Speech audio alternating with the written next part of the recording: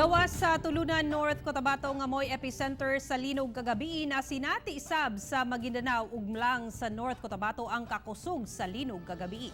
Atong sayron ang dugang detalye pinaagi kang Jandy Esteban nga anaa karon samlang live. Jandy.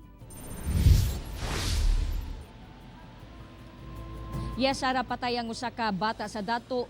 Paglas Maguindanao human maigo sa natumpag nga pader sa ilahang balay. Samtang dako usab ang danyos dinhi sa Samlang North Cotabato, lakip ang Vice Mayor's Office building ug usa ka ospital. Gusto unta ni Tatay Luna ug Nanay Siti nga makitang matuman ang pangandoy sa iyahang apo nga si Jonah Vicendad, 6 anyos nga mahimong nurse. Pero di na mahitabo kay namatay ang bata, human natagakan sa natumpag nga pader sa ilahang balay tungod sa linog sa Damawato, Dato Paglas, Maguindanao. Human nag-study kagabi para unta sa exam karong adlaw, kalit daw nga nilinog. Nakadungog na lang sila ug lagubo sa dihang pagtanaw nadatugan na og semento ang bata. Ang naabutan ko lang yung paa niya. Tapos natumba na yung pader. Gisuwayan pagdala sa ospital si Jonah V. Apan namatay ra gihapon kini. Siyempre may mga crack na dyan. Baka maglindol naman ulit. Baka pabagsak naman, madagdagan pang ano. Kining ilahang pader o kining ilahang wall made of concrete. Pag tayog sa kusog nga linog kagabi, halos katunga gyud niini ang nahanaw. Ang tanan semento padulong didto kung asa natulog ang biktima. Nahatagan na sa LGU cash assistance ang pamilya sa biktima. Walang pasok. Not only this school, pati sa mga commercial building natin. Kasi parang delikado rin. Ang bata din hinagihaya sa ilahang balay ug dayon kining ilubong subay sa tradisyon sa Muslim. Wala sab nakalikay sa linog ang mga eskwelahan sama sa Bagwa Dato Elementary School. Nangaguba ang kisame ug dunay mga liki-liki. Ang final assessment nila is the building itself is pwedeng i-occupy ng mga tao, so continuous pa rin yung trabaho sa provincial capital.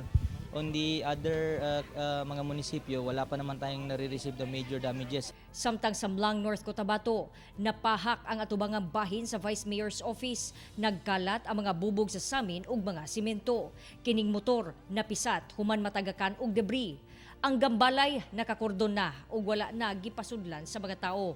Busa gisuspende ang trabaho sa mga empleyado karong adlaw. So the soonest time, no, kailangan natin ma-renovate, no. Samantala na inaayos yan, doon muna kami sa likod, no, may session hall. Paimbestigahan usab sa Vice Mayor ang paghimo sa gambalay. Bakit yung lumang building hindi na natinag, no, or walang damage, no? Bakit itong bago na maganda ang architectural design may problema? Hasta klase sa mga estudyante, suspendido sab hangtod ugmang adlaw. Samtang ang mga pasyente ug mga gamit sa Roldan Hospital gipangbalhin na sa municipal gym, gumikan nakitaan ang gabalay ug mga liki-liki nunot sa linog. Based kasi sa report ng inspection team, okay naman ang building. Ano na lang namin, yung plasteran na lang yung nakikitang mga cracks.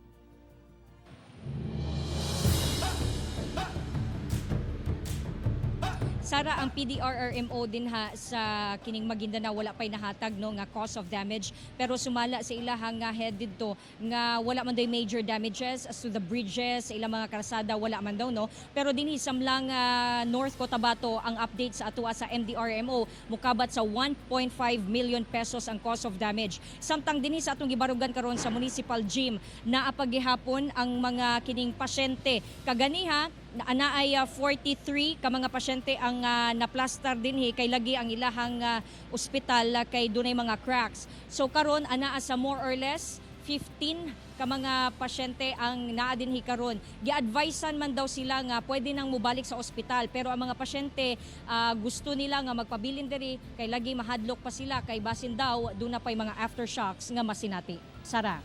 Okay, ingat mo din ha. Daghang salamat, Jandy Esteban.